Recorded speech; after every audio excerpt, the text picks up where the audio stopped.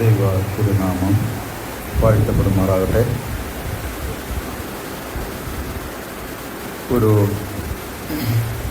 ദിവസം കൂടെ കർത്താവിനെ ആരാധിപ്പാനും ദൈവകൃപയിൽ ആയിരിക്കാനും നമുക്ക് ഇടയായതോർത്ത് ഞാൻ ദൈവത്തെ സ്തുതിക്കുന്നു. എല്ലാ സഹോദരി സഹോദരന്മാർക്കും ക്രിസ്തുയേശുവിൽ എൻ്റെ സ്നേഹ വന്ദനങ്ങൾ. അല്പസമയത്തെ ദൈവവചന ധ്യാനത്തിനായിട്ട് മലാക്കിയുടെ പ്രവചനം 3-ാം അധ്യായത്തിൽ നിന്ന് പ്രാരംഭമായിട്ട് അതിൻ്റെ 6-ാം വാക്യം വായിക്കുന്നു. മലാക്കിയുടെ പ്രവചനം 3-ാം അധ്യായം അതിൻ്റെ 6-ാം വാക്യം. യഹോവയായ ഞാൻ മാറാത്തവൻ, അതുകൊണ്ട് യാക്കോബിൻ്റെ പുത്രന്മാരെ നിങ്ങൾ മുടിഞ്ഞു പോകാതിരിക്കുന്നു.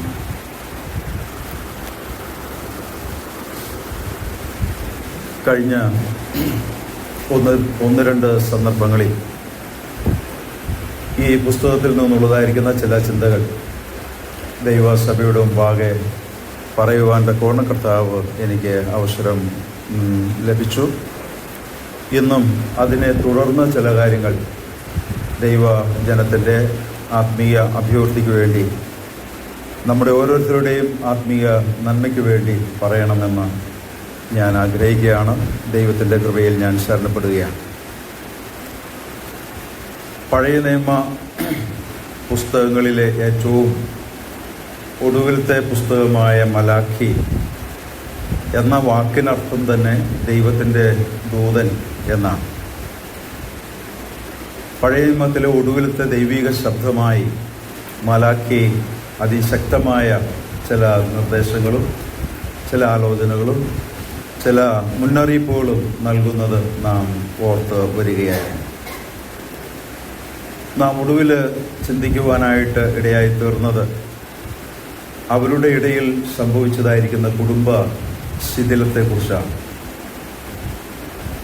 ബൈബിളിലെ ആദ്യ പുസ്തകമായിരിക്കുന്ന ഉൽപ്പത്തി പുസ്തകത്തിലാണ് ദൈവം മനുഷ്യനെ സൃഷ്ടിച്ചതിന് ശേഷം അവൻ ഏകനായിരിക്കുന്നത് നന്നല്ല, ഞാൻ അവന് തക്കതായ തുണയെ ഉണ്ടാക്കി കൊടുക്കും എന്ന് പറഞ്ഞ് ദൈവം കുടുംബത്തെ സ്ഥാപിച്ചു. അതിനുശേഷം തുടർന്നുള്ളതായിരിക്കുന്ന ബൈബിൾ ചരിത്രം നാം പരിശോധിച്ചാൽ ദൈവം ഏകാഗികളെ കുടുംബത്തിൽ വസിക്കുമാറാക്കിയതും മാതൃകയോടെ നിലകൊണ്ടതായിരിക്കുന്ന അനേക കുടുംബങ്ങളെക്കുറിച്ചും നമുക്ക് കാണുവാനായിട്ട് സാധിക്കും. അതോർത്ത് ഞാൻ ദൈവത്തെ സ്തുതിക്കുകയാണ്. എന്നാൽ എല്ലാ കാലത്തിലും എന്ന പോലെ മലാഖിയുടെ പ്രവചന കാലഘട്ടത്തിൽ ആ ജനത്തിൻ്റെ മധ്യേ വലിയ കുടുംബചിത്രം, ദാമ്പത്തിക ജീവിതത്തിലെ വലിയ അധപ്പതനം സംഭവിച്ചിരുന്നു എന്ന് നമുക്ക് കാണുവാനായിട്ട് സാധിക്കും. എസ്രയുടെ പുസ്തകം നാം വായിക്കുകയാണെങ്കിൽ അതിൻ്റെ 9-10 അധ്യായങ്ങൾ വായിച്ചാൽ നമുക്കറിയാം, പ്രവാസത്തിൽ നിന്ന് മടങ്ങി വന്നതായിരിക്കുന്ന യഹൂദ ജനം, ആ ജനം ജാതികളോട് ഇടകലരുവാനായിട്ടിടയായിരുന്നു. അവരിൽ പല യൗവനക്കാരും അവരുടെ ഭാര്യമാരെ ഉപേക്ഷിക്കുകയും അന്യജാതികളിൽ നിന്ന് ഭാര്യമാരെ എടുക്കുകയും ചെയ്ത് ദൈവകോപത്തിന് പാത്രീഭൂതരായ ഒരു ചരിത്രം നമുക്ക് കാണുവാനായിട്ട് സാധിക്കുമെങ്കിൽ എസ്രയുടെ പുസ്തകം 9 അധ്യായവും 9-10 അധ്യായങ്ങൾ വീട്ടിൽ ചെന്ന് നിങ്ങൾ വായിച്ചു നോക്കുവാനായിട്ട് ആവശ്യമുണ്ട്. എസ്രയുടെ നേതൃത്വത്തിൽ അതിനൊരു പരിഹാരം ദൈവകൃപയിൽ ആശ്രയിച്ച് നടത്തുന്നത് നമുക്ക് കാണുവാൻ സാധിക്കും. അങ്ങനെ സ്വന്തം ഭാര്യമാരെ ഉപേക്ഷിച്ച് അന്യജാതികളിൽ നിന്ന് ഭാര്യമാരെ എടുത്ത് ദൈവത്തെ കോപിപ്പിച്ചതായിരിക്കുന്ന 100-ലധികം കുടുംബങ്ങൾ അവർ അന്യജാതിക്കാരുത്തികളെയും അവരിൽ നിന്ന് ജനിച്ചതായിരിക്കുന്ന മക്കളെയും ഉപേക്ഷിച്ച ചരിത്രം രേഖപ്പെടുത്തിയിട്ടുണ്ട്. ഏകദേശം സമകാലീനമായിരിക്കുന്ന സന്ദർഭമാണ് നാം മലാക്കിയുടെ പ്രവചനത്തിലും വായിക്കുന്നത്. അവർ ദൈവത്തിൻ്റെ സന്നിധിയിലേക്ക് വരുമ്പോൾ അവിടെ നാം കഴിഞ്ഞ പ്രാവശ്യം ഓർത്തതായിരിക്കുന്ന കാര്യമാണ്. 2-ാം അധ്യായത്തിൻ്റെ 13-ാം വാക്യത്തിൽ നാം ഇങ്ങനെ വായിക്കുന്നുണ്ട്: രണ്ടാമത് നിങ്ങൾ ഇങ്ങനെ ചെയ്യുന്നു, യഹോവ ഇനി വഴിപാട് കടാക്ഷിക്കുകയോ നിങ്ങളുടെ കയ്യിൽ നിന്ന് പ്രസാദമുള്ളത് കൈക്കൊള്ളുകയോ ചെയ്യാതെ വണ്ണം നിങ്ങൾ അവന്റെ യാഗപീഠത്തെ കണ്ണുനീർ കൊണ്ടും കരച്ചിൽ കൊണ്ടും ഞരക്കം കൊണ്ടും മൂടിക്കളയുന്നു. ഈ കണ്ണുനീരും ഈ ഞരക്കവും ഈ കരച്ചിലും എന്ന് പറയുന്നത് ഉപേക്ഷിക്കപ്പെട്ടതായിരിക്കുന്ന സഹോദരിമാരുടെ കരച്ചിലായിരിക്കാം എന്ന് നമുക്ക് അനുമാനിക്കാൻ കഴിയും. കാരണം എന്താണെന്ന് ചോദിച്ചാൽ അതിനെ പശ്ചാത്തലമാക്കിക്കൊണ്ടാണ് വിവാഹ ജീവിതത്തിൽ വിവാഹ മോചനത്തെക്കുറിച്ചുള്ളതായിരിക്കുന്ന അതിശക്തമായിരിക്കുന്ന കാര്യങ്ങൾ ദൈവത്തിൻ്റെ ആത്മാവ് രേഖപ്പെടുത്തുന്നത്. വേദപുസ്തകത്തിൻ്റെ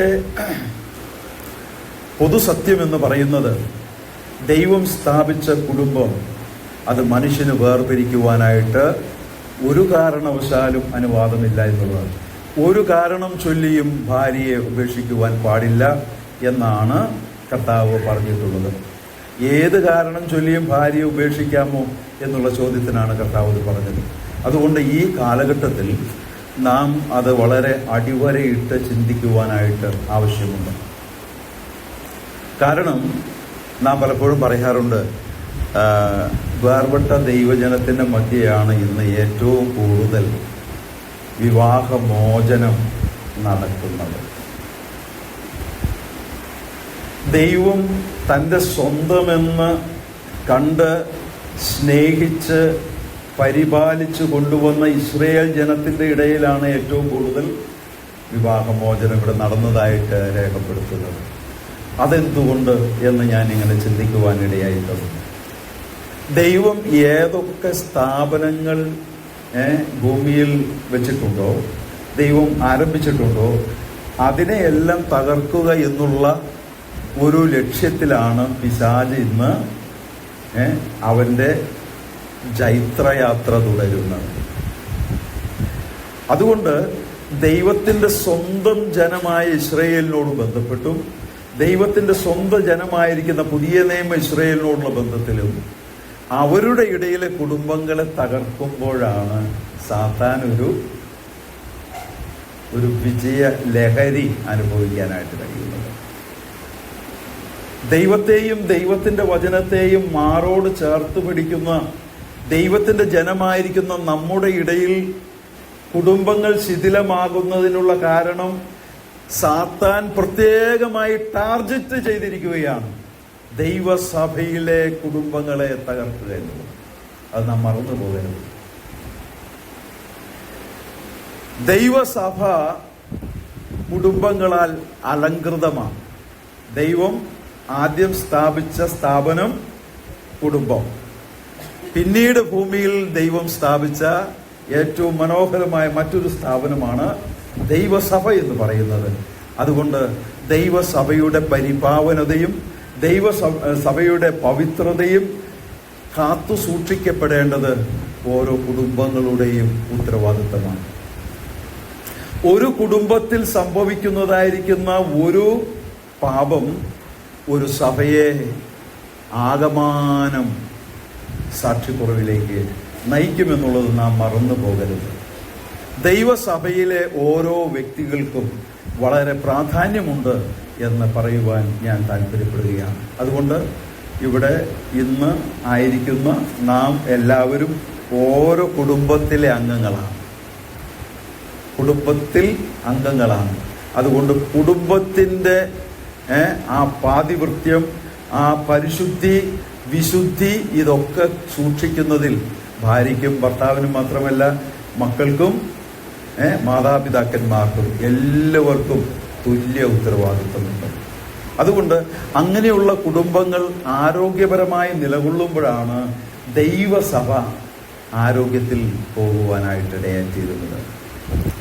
കുടുംബത്തിൽ എത്രത്തോളം നമുക്ക് ആത്മീയ ആരോഗ്യം കാത്തു സൂക്ഷിക്കാൻ കഴിയുന്നുവോ അത്ര മാത്രമേ നമുക്ക് ദൈവസഭയിലും കഴിയുകയുള്ളൂ. അതുകൊണ്ട് ദൈവത്തിൻ്റെ കുടുംബമായിരിക്കുന്ന സഭയിൽ നാം ആയിരിക്കുന്നു എന്നുള്ളത് മനസ്സിലാക്കിക്കൊണ്ട് ദൈവം നമ്മെ ആക്കി വച്ചിരിക്കുന്ന കുടുംബത്തിൽ പവിത്രത കാത്തു സൂക്ഷിപ്പാൻ തക്കവണ്ണം കർത്താവ് സഹായിക്കുമാറാകട്ടെ. ഇവിടെ കുടുംബത്തെക്കുറിച്ച് പറയുമ്പോൾ നമുക്ക് മനസ്സിലാക്കുവാനായിട്ട് സാധിക്കുന്ന ഒരു കാര്യം ഇവിടെ എടുത്തു പറയുന്നത് ശ്രദ്ധിക്കുക. 14 വാക്യം, 2:14. എന്നാൽ നിങ്ങൾ അത് എന്തുകൊണ്ട് എന്ന് ചോദിക്കുന്നു. യഹോവ നിനക്കും നീ അവിശ്വസ്തത കാണിച്ചിരിക്കുന്ന നിന്റെ യൗവനത്തിലെ ഭാര്യയ്ക്കും മധ്യേ സാക്ഷിയായിരുന്നത് കൊണ്ട് തന്നെ അവൾ നിന്റെ കൂട്ടാളിയും നിന്റെ ധർമ്മ പത്നിയുമല്ലോ. നമുക്കറിയാം, പലപ്പോഴും വിവാഹവേളകളിൽ കുറഞ്ഞ സമയം കൊണ്ട് പറഞ്ഞു പോകുന്ന ചില ഭാഗങ്ങളായിട്ട് ഇത് അവശേഷിക്കുകയാണ്. എന്നാൽ ദൈവസഭയിൽ ഈ കാര്യങ്ങൾ വളരെ വ്യക്തമായി പഠിപ്പിക്കുവാനായിട്ട് ആവശ്യമുണ്ട്. ഇവിടെ ഇവരുടെ ഇടയിൽ സംഭവിച്ചതായിരിക്കുന്ന ദാമ്പത്യ ജീവിതത്തിലെ പരാജയത്തിൽ അധിക പങ്കാളുകളും യൗവനക്കാരായിരുന്നു. അതൊരു ശ്രദ്ധേയമായ കാര്യമാണ്. അതുകൊണ്ട് ഇവിടെ ദൈവത്തിന്റെ ആത്മാവ് പറയുന്നു, നിന്റെ യൗവനത്തിലെ ഭാര്യയോട് നീ അവിശ്വസ്തത കാണിക്കരുതെന്ന് പറയാം. അത് കേൾക്കുമ്പോൾ തോന്നും, യൗവനമൊക്കെ കഴിഞ്ഞാൽ എന്ത് ചെയ്യാം, അവിശ്വസ്തയാകാം എന്ന് തോന്നും. അങ്ങനെയല്ല അതിന്റെ അർത്ഥം. നമുക്കറിയാം, കുടുംബ ചരിത്രങ്ങളെ നാം അപഗ്രഥിച്ചാൽ വിവാഹമോചനവും അങ്ങനെയുള്ളതായിരിക്കുന്ന താല്പര്യങ്ങളൊക്കെ പിശാച് ആരുടെ ഉള്ളിലാണ് അധികം കൊണ്ടുവരുന്നത്? യൗവനക്കാരുടെ ഇടയിലാണ്.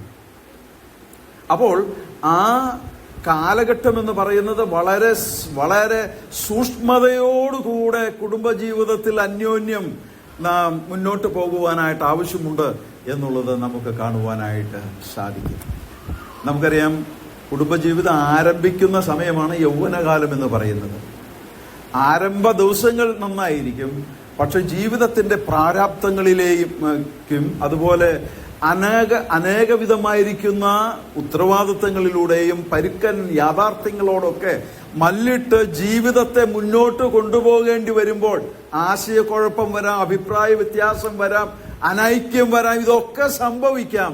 അവിടെ പിശാചാണ് അതെല്ലാം കൊണ്ടുവരുന്നതെന്ന് മനസ്സിലാക്കി നിങ്ങളെ യോജിപ്പിച്ചതായിരിക്കുന്ന ദൈവത്തിന്റെ ആ 3-ാം സ്ഥാനം, അല്ലെങ്കിൽ ചരട് പെട്ടെന്ന് അറ്റുപോകയില്ല എന്ന് നാം വായിക്കുന്നത് പോലെ ഈ കർത്താവിനെ കൂടെ കൂട്ടിക്കൊണ്ട് കുടുംബങ്ങൾ ആരോഗ്യപരമായി പോയില്ലെങ്കിൽ ഏറ്റവും അപകടകരമായിരിക്കുന്ന അവസ്ഥയിലേക്ക് പോകാനുള്ള സാധ്യത നമുക്ക് തള്ളിക്കളയാവതല്ല എന്ന് നാം മറന്നു പോകരുത്. മാത്രവുമല്ല, ദൈവജനത്തിന്റെ ഇടയിൽ ഇങ്ങനെയുള്ളതായിരിക്കുന്ന കാര്യങ്ങൾ ചെയ്യുന്നതിലാണ് പിശാചിന് വളരെ താല്പര്യമുള്ളത് എന്നുള്ളതും ഈ നാളുകളിലെ സംഭവ വികാസങ്ങൾ നമ്മെ പഠിപ്പിക്കുന്ന ഒരു കാര്യമാണ്. അതുകൊണ്ട് ഓർക്കുക, ദൈവത്തിന്റെ വചനം എന്താണ് പറയുന്നത്?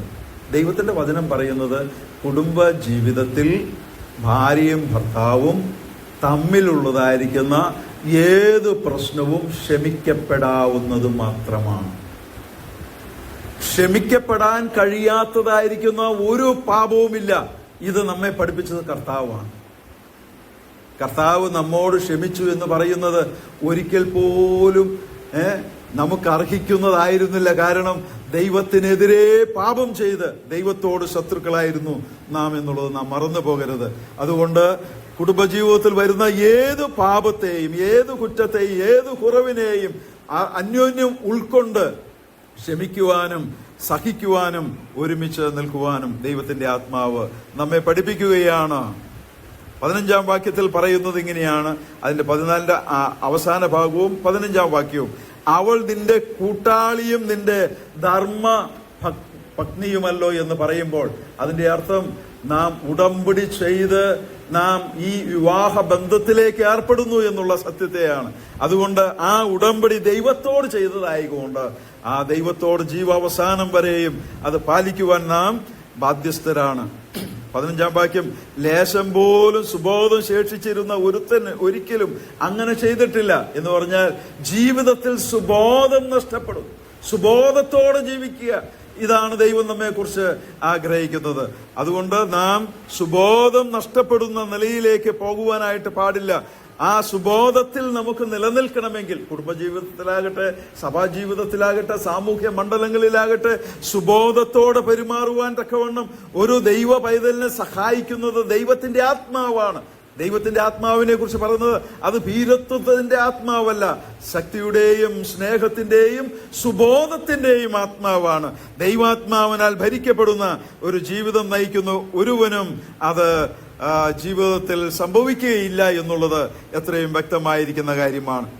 നിങ്ങളുടെ ഉള്ളിൽ സൂക്ഷിച്ചുകൊള്ളുവീൻ എന്ന് പറഞ്ഞിട്ട് 16-ാം വാക്യത്തിന്റെ ഒടുവിൽ പറയുകയാണ്, നിങ്ങളുടെ ഉള്ളിൽ സൂക്ഷിച്ചുകൊള്ളുവീൻ. നിങ്ങളുടെ ഉള്ളിൽ സൂക്ഷിച്ചുകൊള്ളുവീൻ എന്ന് പറഞ്ഞ് അതിനിടയിൽ ഒരു വളരെ പ്രധാനപ്പെട്ട ഒരു സത്യം ദൈവാത്മാവ് ചേർത്തെഴുതുകയാണ്. ഞാനത് മുഴുവനായിട്ട് ഒന്നുകൂടെ വായിക്കുന്നു.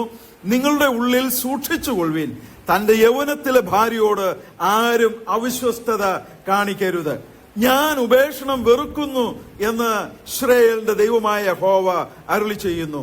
അത് ചെയ്യുന്നവൻ തന്റെ വസ്ത്രം സാഹസം കൊണ്ട് മൂടുന്നു എന്ന് സൈന്യങ്ങളുടെ യഹോവ അരുളി ചെയ്യുന്നു. ആകയാൽ നിങ്ങൾ അവിശ്വസ്തത കാണിക്കാതിരിക്കേണ്ടതിന് നിങ്ങളുടെ ഉള്ളിൽ സൂക്ഷിച്ചുകൊള്ളുവിൻ. നിങ്ങളുടെ ഉള്ളിൽ വളരെ സൂക്ഷ്മമായ ജാഗ്രതയോടുകൂടെ കരുതിക്കൊള്ളേണ്ടുന്ന ഒരു സന്ദേശം ദൈവത്തിന്റെ ആത്മാവ് അവിടെ പറയുകയാണ്.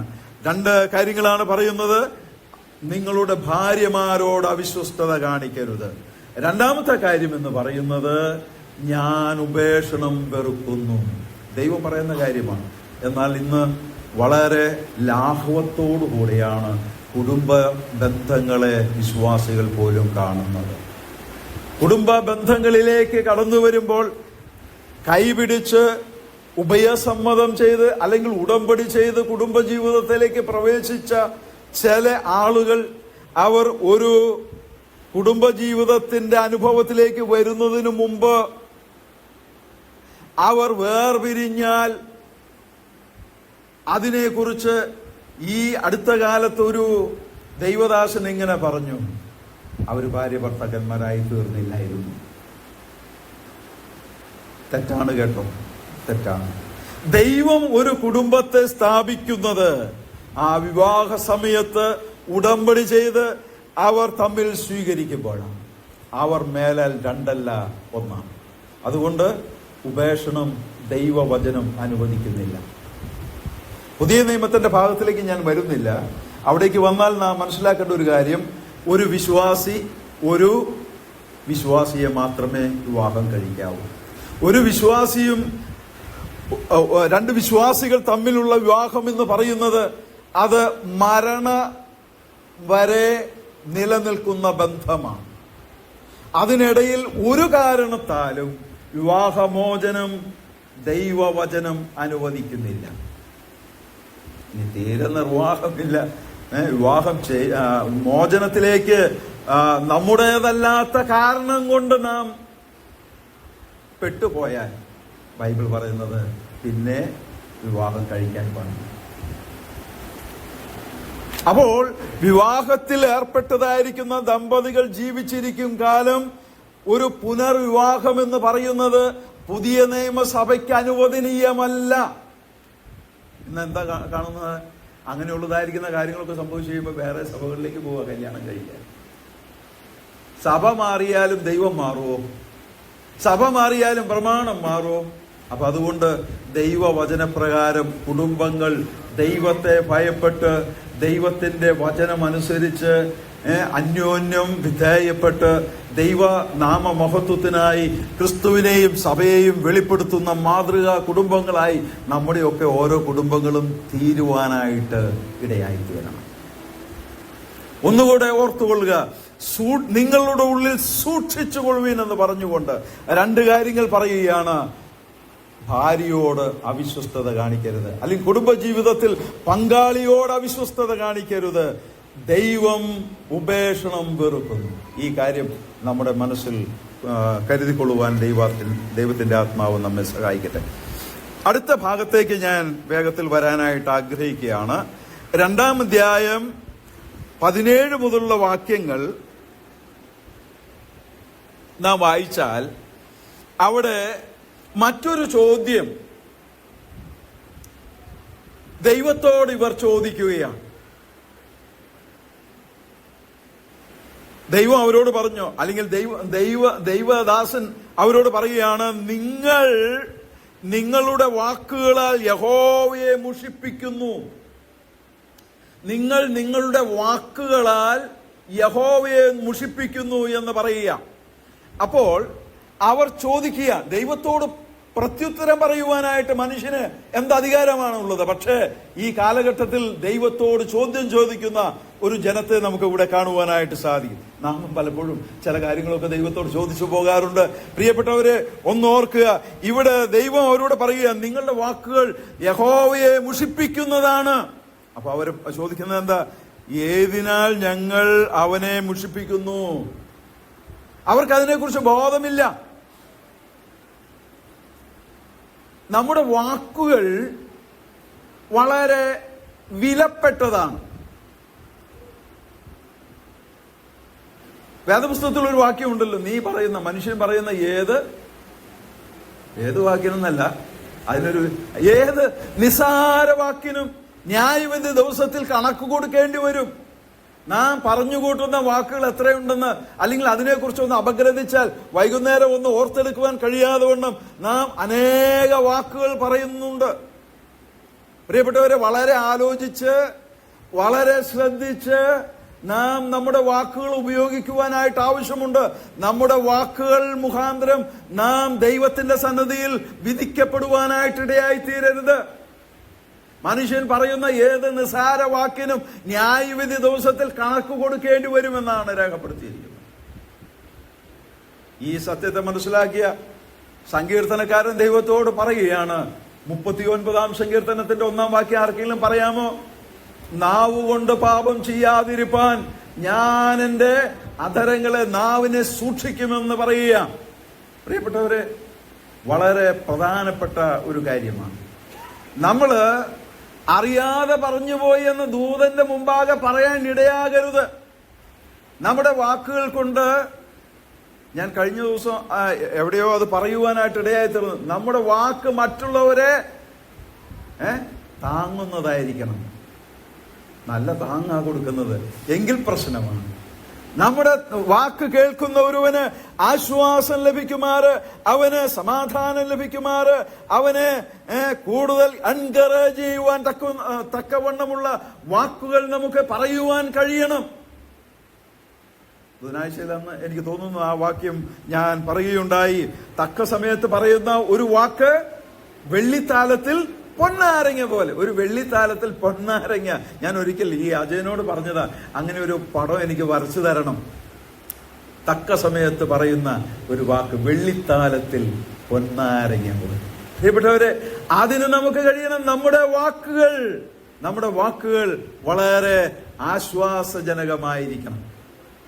യെശയ്യാവിന്റെ പ്രവചനം 50-ാം അധ്യായത്തിൽ നിന്ന് ഞാൻ പറഞ്ഞു, തളർന്നിരിക്കുന്നവനെ വാക്കുകൊണ്ട് താങ്ങുവാൻ അറിയേണ്ടതിന് യഹോവയായ കർത്താവ് എനിക്ക് ശിഷ്യന്മാരുടെ നാവ് തന്നിരിക്കുന്നു. ശിഷ്യന്മാരെ പോലെ കേൾക്കേണ്ടതിന് അവൻ എന്റെ ചെവിയെ ഉണർത്തുന്നു. രാവിലെ തോറും അവന്റെ ശബ്ദം കേട്ട് അവനിൽ നിന്ന് പ്രാപിച്ച് മറ്റുള്ളവരെ ആശ്വസിപ്പിക്കുന്നതായിരിക്കുന്ന, അനുഗ്രഹീതമായിരിക്കുന്ന ഒരു നാവിന്റെ ഉടമയായിരിക്കണം നാം എല്ലാവരും. നാവ് ഒരു ചെറിയ അവയവമാണ്, എന്നാൽ അതൊരു വലിയ പ്രതിസന്ധിയിലേക്ക് നമ്മെ കൊണ്ടുപോകുവാൻ മതിയായതാണ്. അതൊരു തീയാണ്. ഒരു ചെറിയ തീ ഒരു വലിയ കാട് കത്തിക്കുന്നു. അതുകൊണ്ട് നമ്മുടെ നാവൊന്നും ആർക്കും ദോഷം ചെയ്യാതിരിക്കാൻ നമുക്ക് സങ്കീർത്തനക്കാരനോട് ചേർന്ന് പറയാം, കർത്താവേ, എന്റെ അധരദ്വാരത്തിനൊരു കാവൽ നിർത്തി എന്നെ സഹായിക്കണമേ, കാക്കണമേ എന്ന് സങ്കീർത്തനക്കാരൻ പറയുന്നത് പോലെ നമുക്കും പ്രാർത്ഥിക്കുവാനിടയായി തീരട്ടെ. ഈ ജനത്തിന്റെ വാക്കുകൾ ദൈവത്തെ മുഷിപ്പിക്കുന്നതായിരുന്നു. അത് കേട്ടിട്ട് ദൈവത്തിന് സഹിക്കുവാൻ കഴിയുന്നില്ല. അവർ ചോദിക്കുക, എങ്ങനെയാണ് ഞങ്ങൾ അങ്ങനെ ചെയ്യുന്നത്? ഏതിനാൽ ഞങ്ങൾ അങ്ങനെ ചെയ്യുന്നു എന്ന് ചോദിക്കുമ്പോൾ 17-ന്റെ 2-ാം ഭാഗം, ആ അവസാന ഭാഗം എങ്ങനെയാ പറയുന്നത്? ദോഷം പ്രവർത്തിക്കുന്ന ഏവനും യഹോവയ്ക്ക് ഇഷ്ടമുള്ളവനാകുന്നു. ഈ ജനത്തിന്റെ അന്തരംഗം എന്ന് പറയുന്നതാണ്. എന്താണ്? ദോഷം പ്രവർത്തിക്കുന്നവൻ യഹോവയ്ക്ക് ഇഷ്ടമുള്ളവനാണ് എന്ന് അവർ ധരിക്കുകയാണ്. എന്താണ് അവിടെ കഴിഞ്ഞ അനേക വർഷങ്ങളായി ദൈവവചനത്തെ പിറകിലെറിഞ്ഞു കളഞ്ഞ് ദൈവത്തിന്റെ വചനത്തിന് സ്ഥാനമില്ലാതെ, ദൈവത്തെ സ്നേഹിക്കാൻ കഴിയാതെ, ദൈവത്തിന് കൊടുക്കുന്ന ആരാധനയിൽ അവർ വളരെ മ്ലേച്ഛമായ മലിനമായ യാഗം അർപ്പിച്ച് അവരുടെ കുടുംബങ്ങൾ ശിഥിലമായിക്കൊണ്ട് അങ്ങനെ ജാതികളോട് ഇടകലർന്നിരിക്കുന്ന ഈ ജനത്തെ നോക്കിയിട്ട് ഈ ജനത്തിന് ഒന്നേ പറയുവാനായിട്ടുള്ളൂ. എന്താണ്? ഈ അകൃത്യം പ്രവർത്തിക്കുന്നത് ദൈവത്തിന് വലിയ ഇഷ്ടമാണ്. അല്ലെങ്കിൽ പിന്നെ ഇവരെയൊക്കെ എന്ത് ചെയ്യണം? ന്യായം വിധിക്കണ്ടേ? ദോഷം പ്രവർത്തിക്കുന്ന ഏവരും യഹോവയ്ക്ക് ഇഷ്ടമുള്ളവനാകുന്നു, അങ്ങനെയുള്ളവരിൽ അവൻ പ്രസാദിക്കുന്നു. അല്ലെങ്കിൽ ന്യായവിധിയുടെ ദൈവം എവിടെ? അവർ ചോദിക്കുക, ന്യായവിധിയുടെ ദൈവം എവിടെ എന്നിങ്ങനെ നിങ്ങൾ പറയുന്നതിനാൽ തന്നെ ആ കാലഘട്ടത്തിൽ ദൈവജനം അത്രമാത്രം മടപ്പതിച്ചു. ദൈവം അടിക്കടി ന്യായവിധി നടത്തിയാൽ, എന്റെ പ്രിയപ്പെട്ടവരെ, ഇസ്രായേൽ എന്ന് പറയുന്ന ഒരു തരി മനുഷ്യൻ പോലും ഭൂമിയുടെ പരപ്പിൽ ഉണ്ടായിരിക്കുകയില്ല. അതുകൊണ്ടാണ് ഈ സന്ദേശങ്ങളിൽ ആദ്യം ഞാൻ വായിച്ച വാക്യം ഒന്നുകൂടെ ആവർത്തിക്കട്ടെ. യഹോവയായ ഞാൻ മാറാത്തവൻ, അതുകൊണ്ട് യാക്കോബിന്റെ പുത്രന്മാരെ നിങ്ങൾ മുടിഞ്ഞു പോകാതിരിക്കുന്നു. അവർ പറയുക, ദോഷം പ്രവർത്തിക്കുന്നവന് ദൈവത്തിന് ഇഷ്ടമാണ്, അതാണ് ദൈവത്തിന് താല്പര്യം. അല്ലെങ്കിൽ ന്യായവിധിയുടെ ദൈവം എവിടെ? അപ്പോൾ ദൈവം പറയുന്നത്, ദോഷം പ്രവർത്തിക്കുന്നതിനെ അടിക്കടി ന്യായം വിധിച്ച് ഈ ഭൂമുഖത്ത് നിന്ന് നീക്കുവാനായിട്ട് ഒരു ശ്രമം നടത്തുന്നുവെങ്കിൽ, യഹോവയായ ഞാൻ മാറാത്തവൻ, അവന്റെ ദയ മാറിപ്പോകാത്തതാണ്. അതുകൊണ്ടാണ്, അല്ലെങ്കിൽ ഈ ജനം ഭൂപരപ്പിൽ ഉണ്ടായിരിക്കുകയില്ല. ഞാൻ ചോദിക്കട്ടെ, ദൈവസഭയെ കുറിച്ച് ഒന്ന് ചിന്തിച്ചു നോക്കി. ആദിമസഭയിൽ ഒരു പാപം പ്രത്യക്ഷപ്പെടുവാനായിട്ടിടയായി തീർന്നു. അതൊരു കുടുംബത്തിന്റെ പാപമായിരുന്നു. അവർക്കുള്ള വസ്തുവകകൾ വിറ്റ് അപ്പോസ്തലന്റെ കാൽക്കിലേക്ക് ആ ഭർത്താവ് കടന്നു വരുമ്പോൾ, ഇത്രയ്ക്കോ നിലം വിറ്റത് എന്ന് ചോദിച്ചപ്പോൾ, അതെ ഇത്രയ്ക്ക് തന്നെ എന്ന് ദൈവാത്മാവിനെതിരെ പാപം ചെയ്ത അനന്യാസ് അവിടെ ദൈവത്തിന്റെ ന്യായവിധിക്ക് വശംവദനായി തീർന്നു. അപ്പോസ്തലന്റെ കാൽക്കൽ വീണ് മരിച്ചു. അവനെ കൊണ്ടുപോയി അടക്കി. ഒരു 3 മണി നേരം കഴിഞ്ഞപ്പോൾ ഇതാ ആ ഭാര്യ സഹോദരി കയറി വരികയാണ്. പത്രോസ് ചോദിച്ചു, ഇത്രയേ ഉള്ളൂ, ഇത്രയ്ക്ക് തന്നെയാണോ നിങ്ങൾ നിലം വിറ്റത്? അപ്പോൾ പറഞ്ഞു, അത്രയ്ക്ക് തന്നെ. അപ്പോൾ പത്രോസ് പറയുകയാണ്, നിങ്ങൾ തമ്മിൽ പരിശുദ്ധാത്മാവിനോട് വ്യാജം കാണിപ്പാൻ നിങ്ങൾ തമ്മിൽ കുടുംബത്തിൽ ഒക്കണം. പക്ഷേ ദൈവത്തോട് വ്യാജം കാണിക്കുവാൻ ഒത്തുകഴിഞ്ഞാൽ ഒരു വലിയ മുന്നറിയിപ്പ് ആ ദമ്പതികളെ കൊണ്ട് ദൈവത്തിന്റെ സഭയ്ക്ക് മുമ്പിൽ വെച്ചിരിക്കുകയാണ്. പ്രിയപ്പെട്ടവരെ, ഞാൻ ചോദിക്കട്ടെ, അതിനുശേഷം സഭയിൽ അരങ്ങേറിയിട്ടുള്ള പാപം അതിനേക്കാൾ എത്രയോ കൂടിയതാണ്. പക്ഷെ അടിക്കടി അവരെ ആരും എന്ത് ചെയ്തില്ല? ശിക്ഷിച്ചില്ല.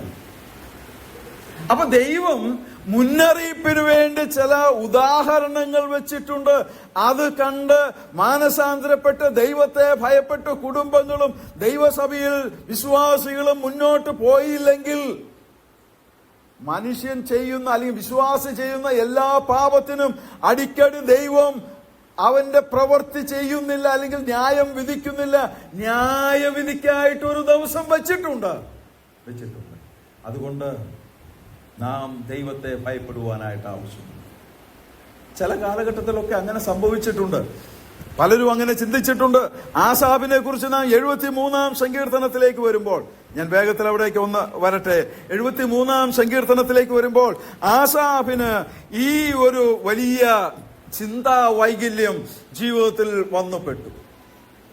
എന്നാൽ 73-ാം സങ്കീർത്തനം എഴുതുമ്പോൾ അതിന്റെ 1-ാം വാക്യത്തിൽ തന്നെ താനിക്ക് സംഭവിച്ചതായിരിക്കുന്ന ആ വശപ്പിശക് തെറ്റാണ് എന്ന് ദൈവത്തിന്റെ സമക്ഷം തീർത്തെഴുതിയിട്ടാണ് ബാക്കി കാര്യങ്ങൾ സംസാരിക്കുന്നത്. നമുക്ക് ആദ്യത്തെ വാക്യം വായിക്കാം. 73-ന്റെ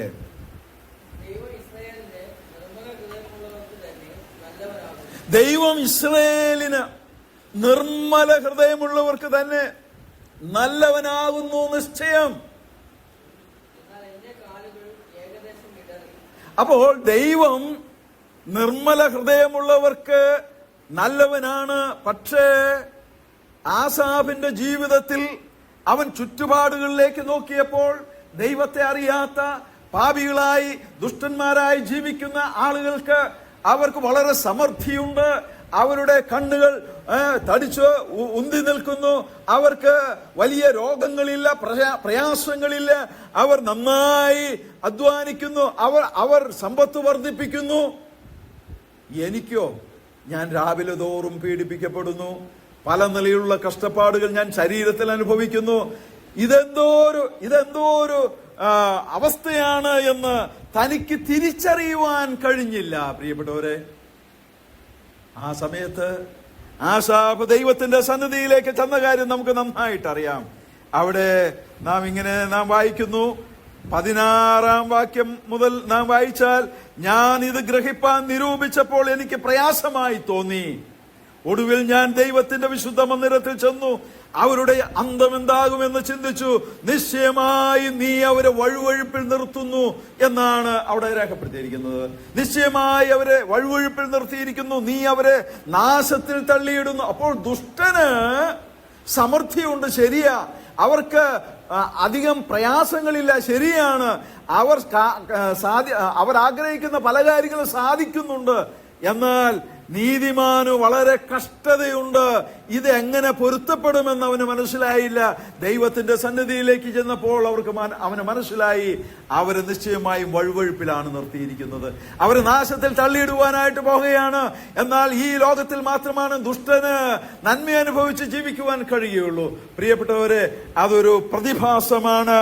എന്നാൽ ദൈവത്തിനു വേണ്ടി കഷ്ടം സഹിക്കുന്ന, ദൈവത്തെ അനുസരിച്ച് ജീവിക്കുന്ന, ദൈവത്തെ ഭയപ്പെട്ട് ജീവിക്കുന്ന, ദൈവത്തിന്റെ വചനം അനുസരിച്ച് അവന്റെ വഴികളിൽ നേരോടെ നടക്കുന്ന ഏവനും ഭാഗ്യവാനാണ്. അവന് നന്മ വരുമെന്നുള്ളതിന് യാതൊരു സംശയവുമില്ല. ദുഷ്ടൻ സ്വദേശികമായ പച്ചവൃക്ഷം പോലെ തഴയ്ക്കുമെന്ന് 37-ാം സങ്കീർത്തനത്തിൽ, ഏകദേശം ഇതിനോട് സമാനമായ മറ്റൊരു സങ്കീർത്തനമാണ് അതിനകത്ത് പറയുന്നുണ്ട്. എന്നാൽ ഞാൻ അതിലെ പോയപ്പോൾ ദുഷ്ടൻ പച്ചവൃക്ഷം പോലെ തഴച്ചിരിക്കുന്നത് കണ്ടു. പിന്നെ അതിൽ വന്നപ്പോൾ അതിനെ കണ്ടില്ല എന്ന് രേഖപ്പെടുത്തുകയാണ്. എന്നാൽ നീതിമാൻ പന പോലെ തഴയ്ക്കും, ലബാനോനിലെ ആ വൃക്ഷം പോലെ വളരുമെന്ന് നമുക്ക് കാണുവാനായിട്ട് സാധിക്കും. ദൈവത്തിനു വേണ്ടി നിലകൊള്ളുമ്പോൾ അതൊരു പക്ഷേ നമുക്ക് എന്തുകൊണ്ട് കഷ്ടങ്ങൾ എന്ന ചോദ്യത്തിന് ഉത്തരം കിട്ടിയില്ല എന്ന് വരും. ഈ മലാഖിയുടെ കാലഘട്ടത്തിൽ ഉണ്ടായിരുന്ന അവരും അത് തന്നെയാണ് ചിന്തിച്ചത്. ദൈവത്തെ വിട്ട് ജീവിച്ചിട്ട്, തെറ്റായ ആരാധന രീതികൾ അവലംബിച്ചിട്ട്, കുടുംബത്തിൽ അവിശ്വസ്തത കാണിച്ചിട്ട്, ദൈവം എന്തേ ന്യായം വിധിക്കാത്ത, ന്യായവിധിയുടെ ദൈവം എവിടെയെന്നാണ് ചോദിക്കുന്നത്. പ്രിയപ്പെട്ടവര്, അങ്ങനെ ചോദിക്കുവാനായിട്ട് ആവശ്യമില്ല. ദൈവം അതിനൊക്കെ ഒരു ദിവസം വെച്ചിട്ടുണ്ട്. ദൈവം ദുഷ്ടനോടും അതുപോലെ നീതിമാനോടും അവന്റെ ജീവിതത്തിന്റെ കണക്കുകൾ ചോദിക്കുന്ന ഒരു ദിവസമുണ്ട്. നീതിമാനോട് കണക്ക് ചോദിക്കും. പക്ഷേ ഈ ലോക ജീവിതത്തിനപ്പുറത്ത് അവന് ശാരീരികമായിരിക്കുന്ന പീഡനമോ കഷ്ടതയോ ശിക്ഷയോ ഇല്ല എന്നുള്ളത് കൊണ്ട് നീതിമാൻ ചെയ്യുന്ന സകല പാപങ്ങൾക്കും കുറ്റങ്ങൾക്കും അവനെ ഈ ശരീരത്തിൽ തന്നെ ശുദ്ധി ചെയ്താണ് അവിടത്തേക്ക് കൊണ്ടുപോകുന്നത്. അതുകൊണ്ട് ദുഷ്ടന്മാരെ അപേക്ഷിച്ച്, അവിശ്വാസികളെ അപേക്ഷിച്ച് വിശ്വാസികൾക്ക് കഷ്ടത കൂടുതലായിരിക്കും. അത് ദൈവത്തിന്റെ ശിക്ഷണ പരിപാടികളെ കുറിച്ചുള്ള പഠനത്തിൽ നമുക്കത് മനസ്സിലാക്കുവാനായിട്ട് സാധിക്കുന്ന ഒരു കാര്യമാണ്. ഈ ജനം ചോദിക്കുന്ന മറ്റൊരു കാര്യം നമുക്ക് 50-ാം സങ്കീർത്തനത്തിലേക്ക് വരുമ്പോൾ നമുക്ക് കാണുവാനായിട്ട് സാധിക്കും. അവിടെ ദുഷ്ടൻ ചോദിക്കുന്ന കാര്യമുണ്ട്. ദുഷ്ടൻ അവന് തോന്നും പോലെ ജീവിക്കുകയാണ്. 17-ാം വാക്യം, നീ ശാസനയെ വെറുത്തു എന്റെ വചനങ്ങളെ. 50-17, നീ ശാസനയെ വെറുത്തു എന്റെ വചനങ്ങളെ നിന്റെ പിറകിൽ എറിഞ്ഞു കളയുന്നുവല്ലോ. കള്ളനെ കണ്ടാൽ നീ അവന് അനുകൂലപ്പെടുന്നു, വ്യഭിചാരികളോട് നീ പങ്കുകൂടുന്നു, നിന്റെ വായ് നീ ദോഷത്തിന് വിട്ടുകൊടുക്കുന്നു, നിന്റെ നാവ് വഞ്ചന പിണയ്ക്കുന്നു, നീ ഇരുന്ന് നിന്റെ സഹോദരന് വിരോധമായി സംസാരിക്കുന്നു, നിന്റെ അമ്മയുടെ മകനെ കുറിച്ച് അപവാദം പറയുന്നു. നീ ഇവ ചെയ്ത് ഞാൻ മിണ്ടാതിരിക്കിയാൽ ഞാൻ നിന്നെ പോലെയുള്ളവനെന്ന് നീ നിരൂപിച്ചു. എന്നാൽ ഞാൻ നിന്നെ ശാസിച്ച് നിന്റെ കണ്ണിൻ മുൻപിൽ അവയെ നിരത്തിവെക്കും. ദൈവത്തെ മറക്കുന്നവരെ ഇത് ഓർത്തുകൊള്ളുവിൻ, അല്ലെങ്കിൽ അവൻ നിങ്ങളെ കീറിക്കളയും, വിടിവെപ്പാൻ ആരും ഉണ്ടാകുകയില്ല. ഇതാ ദുഷ്ടൻ വരാൻ പോകുന്നത്. സ്തോത്രം എന്ന യാഗം അർപ്പിക്കുന്നവൻ എന്നെ മഹത്വപ്പെടുത്തുന്നു. തന്റെ നടപ്പിനെ ക്രമപ്പെടുത്തുന്നവനോ ഞാൻ ദൈവത്തിന്റെ രക്ഷയെ കാണിക്കും. അത് നമുക്കുള്ള സന്ദേശമാണ്. സ്തോത്രം എന്ന യാഗം അർപ്പിക്കുവാൻ നാം വന്നു. എത്ര പേര് ഉച്ചത്തിൽ സ്തോത്രം പറഞ്ഞു? കർത്താവേ സ്തോത്രം എന്ന് പറയുവാൻ എത്ര പേരുടെ നാവുകൾക്ക് ബലമുണ്ടായി? കർത്താവ് ചെയ്ത നന്മകളെ, ഭൗതിക നന്മകൾ പോകട്ടെ, ആത്മീക നന്മയെ ഓർത്താൽ അവന് സ്തോത്രം ചെയ്യാതിരിക്കാൻ നമുക്ക് ആർക്കാ കഴിയാതെ? പ്രിയപ്പെട്ടവരെ, അത് കഴിയുന്നില്ലെങ്കിൽ അത് ഇവിടെ പറയുകയാണ്, സ്തോത്രം എന്ന യാഗം അർപ്പിക്കുന്നവൻ എന്നെ മഹത്വപ്പെടുത്തുന്നു. തന്റെ നടപ്പിനെ ക്രമപ്പെടുത്തുന്നവന് ഞാൻ ദൈവത്തിന്റെ രക്ഷയെ കാണിച്ചു. അതുകൊണ്ട് രക്ഷ ദുഷ്ടന്മാരോട് അകന്നിരിക്കുന്നു. ഇന്ന് നാം കേട്ടൊരു സന്ദേശമാണ്. പ്രിയപ്പെട്ടവരെ, ദുഷ്ടന്മാരോട് അകന്നിരിക്കുന്നത് ദൈവത്തിന്റെ രക്ഷയാണെന്ന് വരികിൽ ദൈവത്തിന്റെ മക്കൾക്ക് രക്ഷ ദൈവത്തിന്റെ ദാനമായി ലഭിച്ചതാണ്. ആത്മാവിന്റെ രക്ഷ വിശ്വാസത്താൽ ദാനമായി പ്രാപിച്ച നാം നമ്മുടെ നടപ്പ് ക്രമപ്പെടുത്തുന്നതിലൂടെ നമ്മുടെ ദേഹി രക്ഷ ദൈവത്തിൽ നിന്ന് പ്രാപിക്കുവാൻ, നേടിയെടുക്കുവാൻ നമുക്ക് കഴിയും. അങ്ങനെ ദൈവത്തെ സ്നേഹിക്കുവാൻ ദൈവത്തിന്റെ ആത്മാവ് നമ്മെ സഹായിക്കുമാറാകട്ടെ. ദൈവം ന്യായവിധിയുടെ ദൈവമാണ്. പക്ഷെ അവൻ എന്നും ന്യായം വിധിക്കുന്നില്ല. ന്യായവിധിക്കായിട്ട് അവൻ ഒരു ദിവസത്തെ നിശ്ചയിച്ചിരിക്കുന്നു.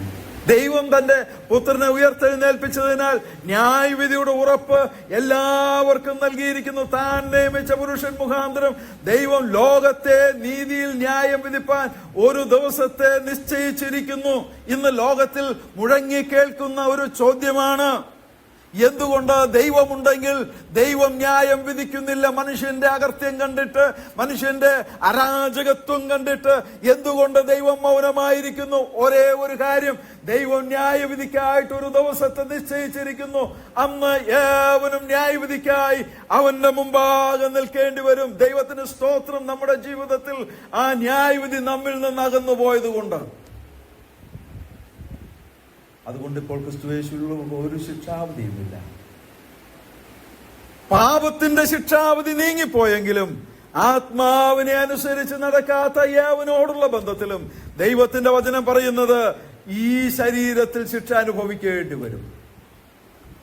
ജഡത്തെ അനുസരിച്ച് നടക്കുന്ന വിശ്വാസികളുണ്ട്, അവരെ ജഡികന്മാരെന്ന് പറയുന്നത്. ജഡത്തെ നാം എപ്പോഴൊക്കെ അനുസരിച്ച് ജീവിക്കുന്നുവോ അപ്പോൾ നാം ജഡമയന്മാരായി തീരുകയാണ്.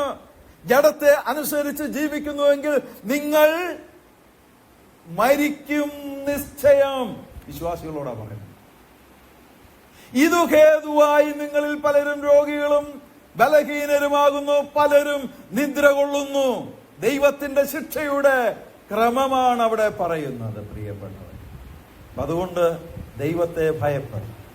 ദൈവസന്നിധിയിൽ നാം ദൈവത്തിന്റെ സന്നിധിയിൽ നമ്മെ തന്നെ താഴ്ത്തുവാൻ നമുക്കിടയായി തീരട്ടെ. ന്യായം വിധിക്കുന്ന ഒരു ദൈവമുണ്ട്. ലോകത്തെ നീതിയിൽ ന്യായം വിധിപ്പാൻ അവൻ ഒരു ദിവസത്തെ നിശ്ചയിച്ചിരിക്കുകയാണ്. എന്നാൽ നമുക്ക് ന്യായവിധിയില്ല. പക്ഷേ ദൈവം നമ്മെ ഈ ശരീരത്തിൽ ശിക്ഷിച്ച് വളർത്തുകയാണ്. ദൈവത്തിന്റെ വചനം അത് നമ്മെ ശിക്ഷിച്ച് വളർത്തുന്നതാണ്. ദൈവത്തിന്റെ പരിശുദ്ധാത്മാവ് നമ്മെ ആ ശിക്ഷണങ്ങളിലൂടെ നടത്തുകയാണ്. അതിന് വിധേയപ്പെട്ട് ദൈവത്തിന്റെ പരിശുദ്ധാത്മാവിനെ അനുസരിച്ച് ജീവിക്കുവാനിടയായി തീർന്നാൽ, ദൈവത്തിന്റെ ആത്മാവിനെ അനുസരിച്ച് ജീവിക്കുന്നു എങ്കിലോ നിങ്ങൾ ജീവിക്കും നിശ്ചയം. അപ്പൊ അതുകൊണ്ട് കർത്താവിന്റെ ശിക്ഷയുടെ കരം നമ്മുടെ മേൽ വീഴാതെ ദൈവാത്മാവിനെ അനുസരിച്ച് ജീവിപ്പാൻ നാം സൂക്ഷിക്കേണ്ടത് ആവശ്യമാണ്. ജീവനുള്ള ദൈവത്തിന്റെ കയ്യിൽ വീഴുന്നത് ഭയങ്കരം. കർത്താവ് നമ്മെ സഹായിക്കട്ടെ. ഞാൻ ഈ സന്ദേശം വേഗത്തിൽ അവസാനിപ്പിക്കുവാൻ ആഗ്രഹിക്കുകയാണ്. മലാക്കിയുടെ പ്രവചനത്തിൽ നാം അവർ ചോദിക്കുന്ന ചോദ്യം, അല്ലെങ്കിൽ ശിക്ഷയുടെ ന്യായവിധിയുടെ ദൈവം എവിടെ? ന്യായവിധിയുടെ ദൈവം എവിടെ? ന്യായവിധിയുടെ ദൈവം ഇവിടെയുണ്ട്. ഭൂമിയിൽ ന്യായം വിധിക്കുന്ന ദൈവം, ഒരു ദൈവമുണ്ട്. നിശ്ചയം. അതുകൊണ്ട് ദൈവത്തെ ഭയപ്പെടുക. ന്യായവിധിയുടെ ദൈവം എവിടെ എന്നുള്ള ചോദ്യത്തിന്റെ ഉത്തരമാണ് 3-ാം അധ്യായത്തിന്റെ 1 മുതൽ 5 വരെയുള്ള വാക്യങ്ങളിൽ നാം വായിക്കുന്നത്. അവിടെ എന്താ പറയുന്നത്? എനിക്ക് മുമ്പായി വഴി നിരത്തേണ്ടത് ഞാൻ എന്റെ ദൂതനെ അയക്കുന്നു. പഴയ നിയമത്തിലെ ദൈവത്തിന്റെ അവസാനത്തെ ശബ്ദത്തിങ്കൽ വളരെ ശക്തിയായിട്ട് യോഹന്നാൻ സ്നാപകനെ കുറിച്ച്, കർത്താവിന് വഴിയൊരുക്കുവാൻ കടന്നു വരുന്ന യോഹന്നാൻ സ്നാപകനെ കുറിച്ചുള്ള ആ വെളിപ്പെടുത്തൽ ഇവിടെ പറയുകയാണ്. പിന്നീട് കർത്താവിനെ കുറിച്ച് അവിടെ പറയുന്നുണ്ട്. രണ്ടാം ഭാഗത്ത് വായിക്കുന്നു, നിങ്ങൾ അന്വേഷിക്കുന്ന കർത്താവും നിങ്ങൾ ഇഷ്ടപ്പെടുന്ന നിയമദൂതനുമായവൻ പെട്ടെന്ന് തന്റെ മന്ദിരത്തിലേക്ക് വരും. ഇതാ അവൻ വരുന്നു എന്ന് സൈന്യങ്ങളുടെ യഹോവ അരുളി ചെയ്യുന്നു. നമുക്കറിയാം, പഴയ നിയമ ഭക്തന്മാർ, കുടുംബങ്ങൾ ആവലോട് കാത്തിരുന്ന ഒരാളുണ്ട്. അതാണ് മശിഹയുടെ വരവ് എന്നുള്ളത്. അതിനെക്കുറിച്ച് പറയുകയാണ്, ന്യായം വിധിക്കുന്നവൻ വരാൻ പോകുന്നു, അവൻ മന്ദിരത്തിലേക്ക് വേഗത്തിൽ വരുവാനായിട്ട് പോകുന്നു എന്നിവിടെ പറയുക. ഇവിടെ മാലാഖി പറയുമ്പോൾ യേശുക്രിസ്തുവിന്റെ വരവിന്റെ 1-ാമത്തെ ലക്ഷ്യം പറയുന്നില്ല. യേശുക്രിസ്തു ന്യായാധിപനായി വരുന്ന കാര്യമാണ് ഇവിടെ പറയുന്നത്. പ്രിയപ്പെട്ടവരെ, ആ ജനം ചോദിക്കുകയാണ്, ന്യായവിധിയുടെ ദൈവം എവിടെ? എന്താ ഉത്തരം? ഇതാ അവൻ വരുന്നു എന്ന് സൈന്യങ്ങളുടെ യഹോവ അരുളി ചെയ്യുന്നു. എന്നാൽ അവൻ വരുന്ന ദിവസത്തെ ആർക്ക് സഹിക്കാം? ദൈവത്തിന്റെ കോപ ദിവസത്തിങ്കൽ ആർക്കും അത് ഉൾക്കൊള്ളുവാൻ കഴിയാതെ വണ്ണം അത് ഭയങ്കരമായിരിക്കും. പ്രിയപ്പെട്ടവരെ, ആർക്ക് നിലനിൽക്കാം? അവിടെ പറയുന്നത് ആർക്ക് സഹിക്കാം? അവൻ പ്രത്യക്ഷനാകുമ്പോൾ ആർ നിലനിൽക്കും? അവൻ ഊതിക്കഴിക്കുന്നവന്റെ തീ പോലെയും അലക്കുന്നവരുടെ ചാരവെള്ളം പോലെയും ആയിരിക്കും. അവൻ ഊതിക്കഴിക്കുന്നവനെ പോലെയും വെള്ളി ശുദ്ധി വരുത്തുന്നവനെ പോലെയും ഇരുന്നു കൊണ്ട് ലേവി പുത്രന്മാരെ ശുദ്ധീകരിച്ച് പൊന്നുപോലെയും വെള്ളി പോലെയും നിർമ്മലീകരിക്കും. അങ്ങനെ അവർ നീതിയിൽ യഹോവയ്ക്ക് വഴിപാട് അർപ്പിക്കും. ഇന്ന് ദുഷ്ടത പ്രവർത്തിക്കുന്ന മാലാഖി പ്രവചിക്കുന്ന കാലഘട്ടത്തിൽ നിലകൊള്ളുന്ന ദൈവത്തെ പുറന്തള്ളി, ദൈവത്തെ അവിശ്വസിച്ച് ദൈവത്തിനെതിരെ പാപം ചെയ്യുന്ന ഈ തലമുറയെ ശുദ്ധീകരിക്കാൻ ദൈവം പ്ലാൻ ചെയ്തിട്ടുണ്ട്. ലേവി പുത്രന്മാരെ നീതീകരിച്ച് നിർമ്മലീകരിച്ച് ദൈവത്തിന്റെ ഹനനയാഗങ്ങൾ അറ്റകുറ്റം തീർത്ത്, അല്ലെങ്കിൽ യാഗപീഠത്തിന്റെ അറ്റകുറ്റം തീർത്ത് ദൈവത്തിന് മഹത്വമായ ആ യാഗം നടക്കുന്ന നാളുകൾ വരുവാനായിട്ട് പോകുകയാണ്. ആ ദിവസത്തിൽ നിങ്ങൾക്ക് ആർക്ക് സഹിക്കാൻ പറ്റും? ആർക്ക് നിലനിൽക്കാൻ പറ്റും? പ്രവചനത്തിൽ ദൈവത്തിന്റെ ആത്മാവ് ആവർത്തിച്ച് ചോദിക്കുന്നുണ്ട്, ഞാനും നീയും തമ്മിൽ കാര്യം തീർക്കുന്ന നാളിൽ നിന്റെ കൈ ബലപ്പെട്ടിരിക്കുമോ? പ്രിയപ്പെട്ടവര്, നമ്മോടും കർത്താവ് കാര്യം തീർക്കും. നാം ചെയ്തതിനൊക്കെയും തക്കവണ്ണം പ്രാപിക്കേണ്ടതിന് നാം എല്ലാവരും ന്യായാസനത്തിന് ക്രിസ്തുവിന്റെ ന്യായാസനത്തിന് മുമ്പാകെ വെളിപ്പെടേണ്ടി വരും. വെള്ളസിംഹാസനത്തിന് മുമ്പാകെ നമുക്ക് നിൽക്കേണ്ടി വരികയില്ല എന്നുള്ളത് വളരെ സന്തോഷമാണ്. എന്നാൽ കർത്താവിന്റെ ആ ക്രിസ്തുവിന്റെ ന്യായാസനത്തിന്റെ മുമ്പാകെ അവനവൻ ചെയ്ത് നല്ലതാകിലും തീയതാകിലും അതിന് തക്കവണ്ണം പ്രാപിക്കേണ്ടതിന് നാം അവന്റെ ഈ ന്യായാസനത്തിന്റെ മുമ്പാകെ നിൽക്കുമ്പോൾ അന്ന് ഓരോരുത്തരും അവങ്കൽ നിന്ന് ദൈവത്തിങ്കൽ നിന്ന് പുകഴ്ചയുണ്ടാകും.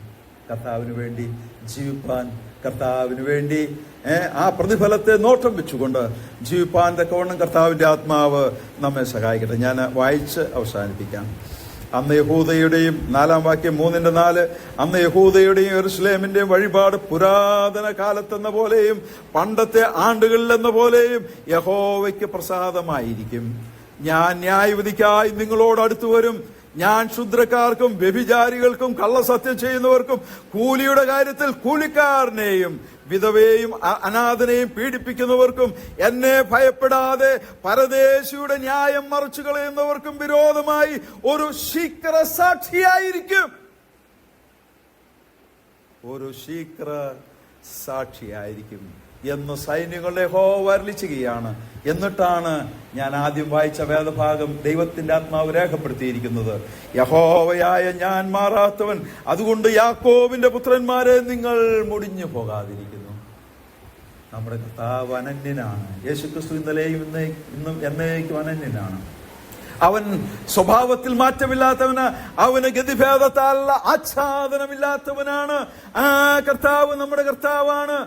അവനെ ഭയപ്പെട്ട് നമ്മുടെ കുടുംബജീവിതത്തിൽ, വ്യക്തിപരമായ ജീവിതത്തിൽ, സഭാജീവിതത്തിൽ, സാമൂഹ്യ മണ്ഡലത്തിലൊക്കെ നമുക്ക് ദൈവഭയത്തോടെ ജീവിപ്പാൻ, ദൈവത്തിൽ ആശ്രയിക്കാം. ദൈവത്തിന്റെ ആത്മാവ് ഈ വാക്കുകളും ചിന്തകളും നമുക്ക് ആ നിലയിൽ ശക്തി പകരട്ടെ എന്ന് പ്രാർത്ഥിച്ചുകൊണ്ട് ഞാൻ എൻ്റെ വാക്കുകൾ ഉപസംഹരിക്കുന്ന ദൈവത്തിന്റെ ആത്മാവ് നമ്മെ സഹായിക്കുമാറാകട്ടെ.